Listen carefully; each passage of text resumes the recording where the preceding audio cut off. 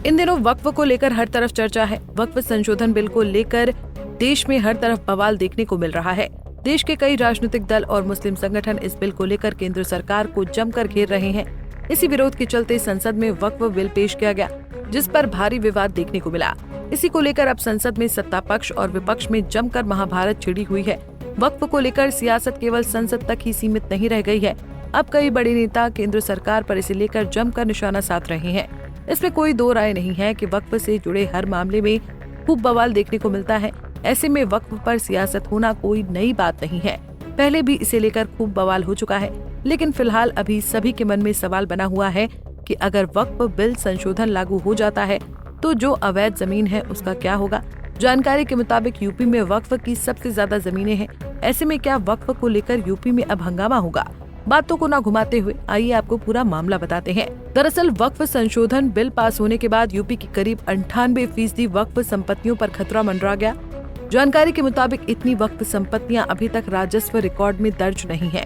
उत्तर प्रदेश में आजादी के बाद से ही वक्फ संपत्तियों के नाम पर बड़ा खेल हुआ है। जानकारी के मुताबिक यूपी में 57,792 सरकारी संपत्तियां अवैध रूप से वक्फ संपत्तियों के रूप में दर्ज है। इतना रकबा 11,712 एकड़ है, लेकिन नियम के मुताबिक फिलहाल इन संपत्तियों को वक्फ नहीं किया जा सकता था। ये संपत्तियां सभी जिलों में स्थित हैं। संशोधित कानून लागू होते ही ये संपत्तियां एक झटके में वक्फ के दायरे से बाहर हो जाएंगी। बस स्थानीय प्रशासन को मौके पर इन पर कब्जा लेना बाकी रह जाएगा। यूपी के अल्पसंख्यक कल्याण विभाग की एक रिपोर्ट के मुताबिक सार्वजनिक उपयोग की जमीनें भी वक्फ बोर्डों ने अपने यहाँ वक्फ के रूप में दर्ज कर ली हैं।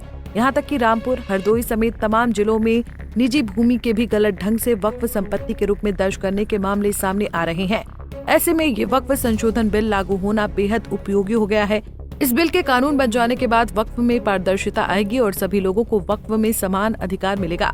सरकारी आंकड़ों के मुताबिक अंबेडकर नगर में 997, बहराइच में 904, गोंडा में 944, श्रावस्ती में 271, हरदोई में 824, लखनऊ में 368, रायबरेली में 919, सीतापुर में 581, अमेठी में 477, अयोध्या में 2116, बाराबंकी में 812, सुल्तानपुर में 506, कुल मिलाकर 5,891 सरकारी संपत्तियों को वक्फ अपना बता रहा है। वक्फ संशोधन बिल को लेकर कई राजनीतिक दल और मुस्लिम संगठन इसका विरोध कर रहे हैं। भारी विरोध के बाद भी ये बिल लोकसभा में पास हो गया है और अब इसका राज्यसभा में पास होना बाकी है। राजनीतिक जानकारों की माने तो ये बिल आसानी से कानून बन जाएगा, बस इसमें अब औपचारिकताएं बची हैं। बहरहाल लोकसभा में बिल पास होने के बावजूद अब ये बिल राज्यसभा में पेश हुआ है। दोनों सदनों में बिल पास होते ही ये बिल कानून बन जाएगा। इसमें कोई दो राय नहीं है कि इस बिल को पास कराने में मोदी सरकार को कई दिक्कतों का सामना करना पड़ा। वक्फ संशोधन बिल को लेकर पिछले साल अगस्त 2024 से घमासान जारी है। इस बिल को लेकर लोकसभा में कल देर रात तक घमासान मचा रहा। आज भी राज्यसभा में जब से ये बिल पेश हुआ है तभी से खूब हंगामा देखने को मिल रहा है। CAA, UCC और 3 तलाक वाले बिल को जब सदन में पहले पेश किया गया था तो उस पर भी भारी बवाल देखने को मिला था। CAA को लेकर तो दिल्ली के शाहीन बाग में भारी विरोध प्रदर्शन देखने को मिला था। CAA, UCC और 3 तलाक को लेकर देश में भारी विरोध देखने को मिला था, लेकिन फिर भी ये बिल पास हुए और कानून बने। खैर, अब आगे ये देखना दिलचस्प होगा कि कानून बनते ही कई अवैध जमीनों को लेकर सरकार क्या रुख अपनाती है।